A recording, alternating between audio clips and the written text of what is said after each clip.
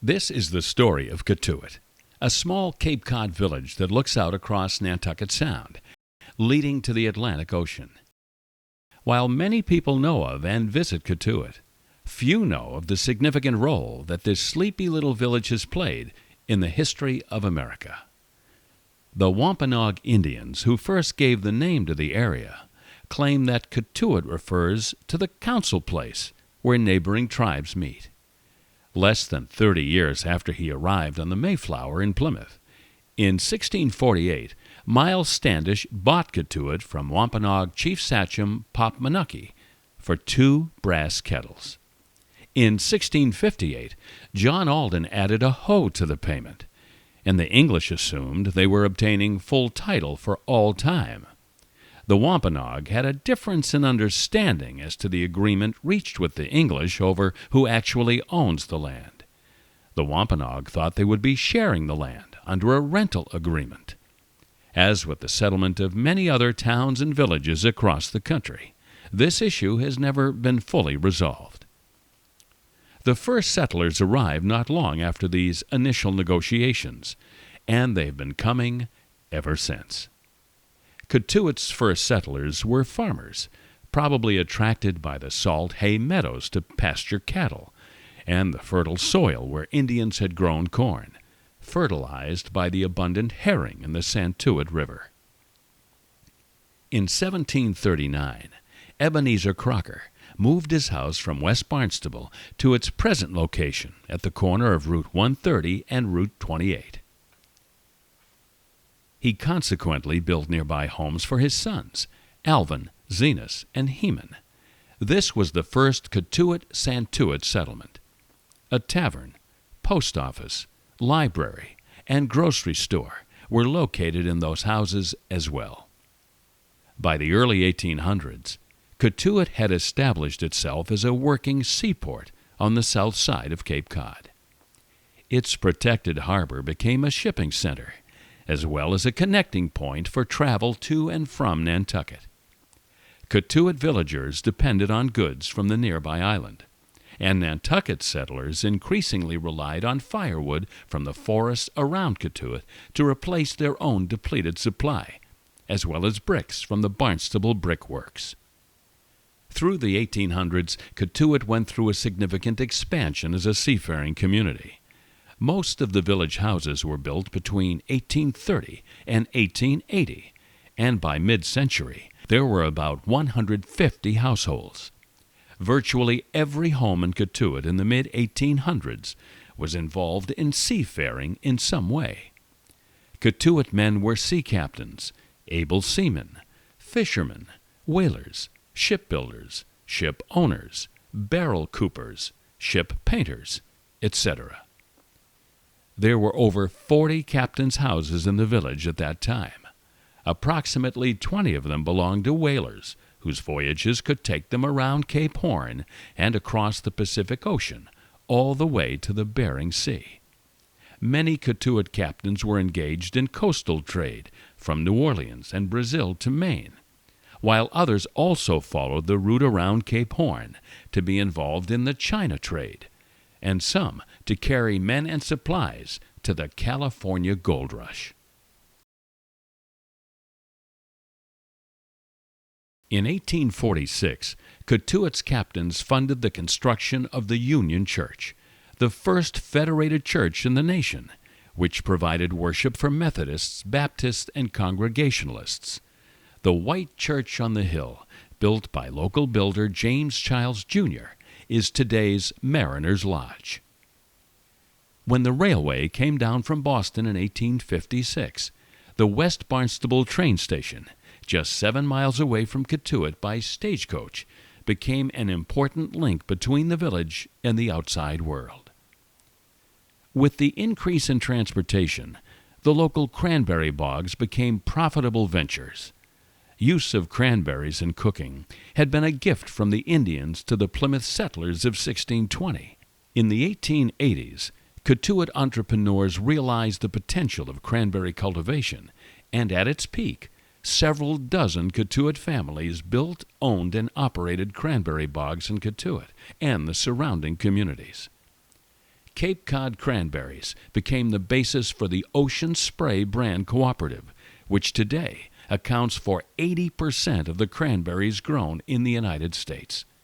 While cranberry culture and Ocean Spray actually began in Dennis and Harwich, many Cotuit growers were part of the Ocean Spray Cooperative, and several served on its board of directors.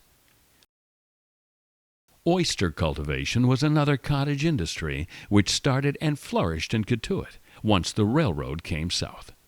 In 1857, Captain William Childs started packing oysters in barrels and carting them to West Barnstable Rail Station for shipping to Boston and New York.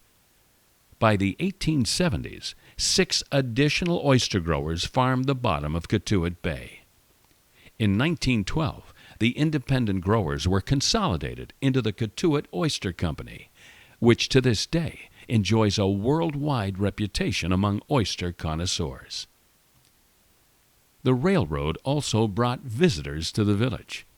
Cape Cod's first resort hotel, the Santuit House, was opened in Cotuit by Martha and Braddock Coleman in 1860.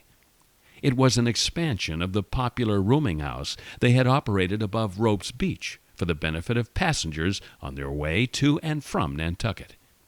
The Coleman family also owned a nearby wharf and a warehouse. Both served the needs of the seafaring expeditions that sent Cotuit seamen worldwide. Some of Cotuit's summer visitors also stayed on to build houses of their own. One of the first of these was Augustus T. Perkins, whose wealth came from the China trade, and who built Sandanwood in 1863. It still stands on a bluff overlooking Cotuit Harbor. Perkins' choice of the popular French Mansard roof design was copied by other Boston Brahmins, and Cotuit now has more of this style of architecture today than any other village on the Cape. One group of visitors was particularly noteworthy. From the period of about 1880 to 1940, Cotuit became known as the Summer Harvard because of its many Harvard visitors. President A. Lawrence Lowell summered here. Among the Harvard professors he attracted were the Pulitzer Prize-winning historian Edward Channing, James Hardy Ropes of the Harvard Divinity School, already writing here, attracted Kersop Lake, professor of the Old Testament. Medical school professors Algernon Coolidge, father and son, were long-time summer residents. The famous economist Frank Taussig summered here, as did William Morse, Harvard's purchasing agent, and Harvard's philosopher-poet George Santayana often visited. With the expansion of railways in America by the middle of the 1800s and the increasing use of steam over sail, Cotuit's shallow harbor gave way to larger ports with better rail connections. Tourism became the predominant feature of the economy, and soon the Santuit House was joined by 2 other hotels, the Pines and the Central House. A busy village center developed about 1900, with a hardware store, a grocery, a butcher shop, a barber, a blacksmith, and even a photo shop.